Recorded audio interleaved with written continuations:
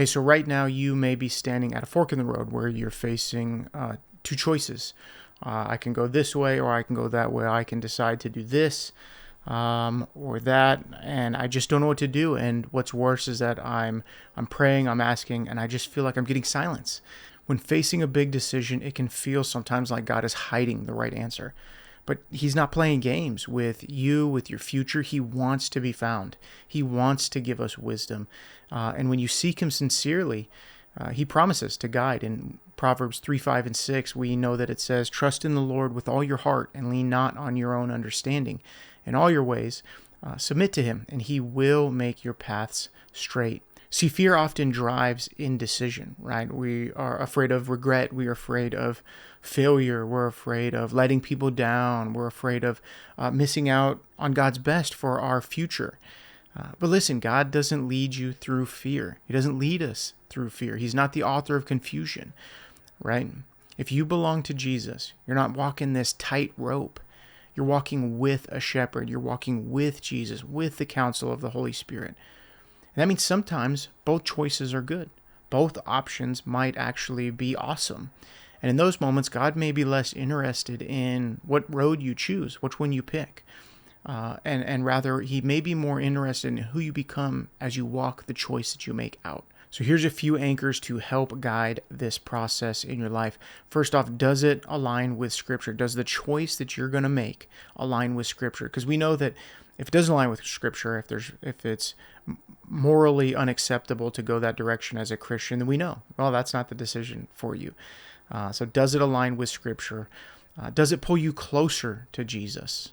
Right? Does it make you more like him? Does it give you the ability to be a better witness to him? Right? Because you're called to be an ambassador to him no matter what you do. Right? So does it do that? Or is it moving you more towards just material comfort and control and maybe limit your ability to be a better witness? And have you prayed in full surrender? Right? Are you surrendering the outcome to him fully? Or are you just asking him to bless a specific outcome that you're looking for?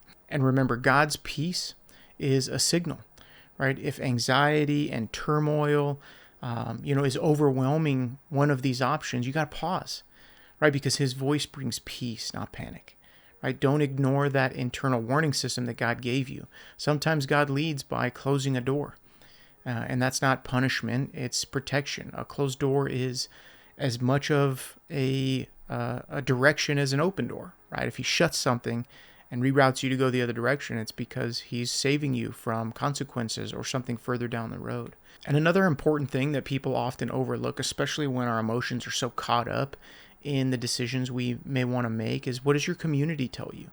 Right? If you have healthy, rich Christian community, mature believers in your life, your family, your mentors, their input really matters. Because sometimes when our emotions are all tangled up in the decision, we can have blind spots, and trusted input can be really helpful.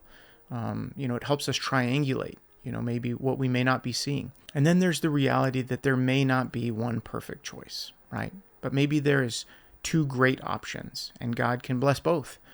God says he's going to bless the work of your hands. And if you're submitted to him, then he may just be asking you, hey, what do you want to do? Which choice do you want to walk out? What's going to bring you joy? Both are great. Both are honorable choices. Which one do you want? Right? He gives us desires, and we're able to walk out those desires in the freedom that he gives us. And he doesn't want you to be a robot, right? He wants you to be a mature adult. And so sometimes there's just no wrong answer. Sometimes there's blessings on both sides of whatever option you choose. So what do you want to do? Remember, you're on a journey, right, with the freedom to make choices. And there is so much room in the lateral will of God. And what I mean by that is that often we think that God's, path is like one straight line. And it's not really like that. There's so much room, as long as we're aiming towards Christ, towards being who God's called us to be, there's a lot of room in the green pasture that God gives us to walk out in our lives. And it's not just this.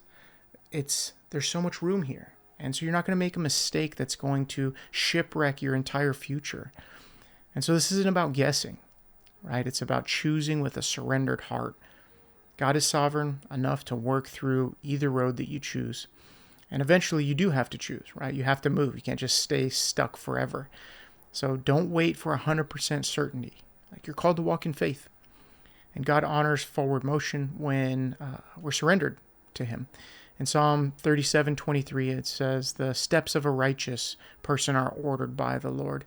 And even if he stumbles, he will not fail, for the Lord upholds him with his hand." So choose in faith and trust that God is big enough to guide, to redirect your steps. Even if you feel like you've missed it, God has an incredible ability to reroute and keep us useful.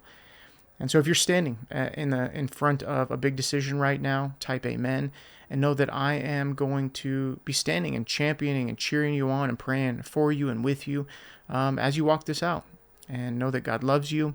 And I know that this isn't easy, and so it takes serious thought and taking some reflection time. So I created a free downloadable devotional for 7 days to go along with this video. It helps you each day ask yourself a reflective question that hopefully will stimulate more clarity, push out some of the fog that might be clouding your ability to see which one you want to choose. So just click the link in the description and it'll let me know what email to send it. It's absolutely free. There's no gimmicks. I hate when people do that, say that something's free, and then they pitch me all these different ideas and stuff and trying to sell me stuff. It literally, I just want it to bless your life and help you this week for a full week to help you make a good decision. Make the right decision that you feel confident in. And so I hope that it blesses you.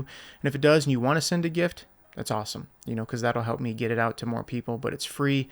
And I do want to say thank you to all of the ministry partners who make my work possible. I couldn't do this without you, and I appreciate your prayers because we're living in some pretty crazy times right now. So let's continue to walk in truth, war against deception, and stay sharp because Jesus is coming soon.